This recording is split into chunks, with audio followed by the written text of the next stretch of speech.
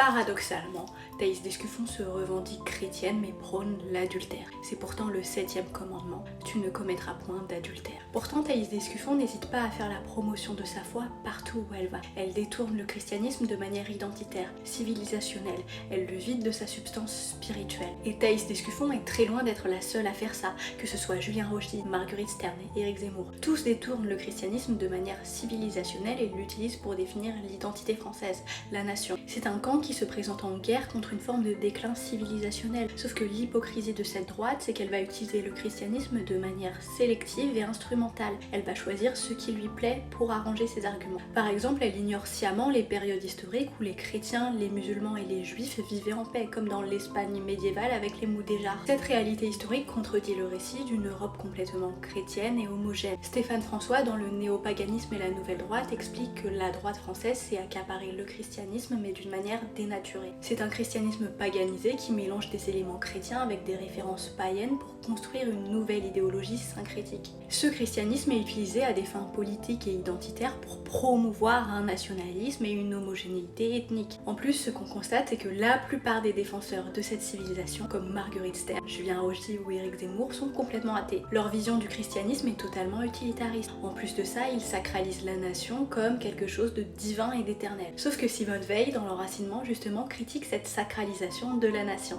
La France, comme toute nation, est une entité temporelle et terrestre, et de ce fait, l'idée d'un salut éternel de la France constitue un blasphème. Simone Veil nous dit que le Christ n'est pas mort pour sauver les nations, mais pour apporter un message universel de salut. Puisque le christianisme transcende les frontières nationales, il ne peut pas être réduit à un outil de promotion identitaire ou nationaliste. Faire du christianisme un pilier du nationalisme, c'est réaliser une distorsion de la foi chrétienne. Le christianisme identitaire est une construction qui sert à légitimer un agenda politique identitaire et xénophobe.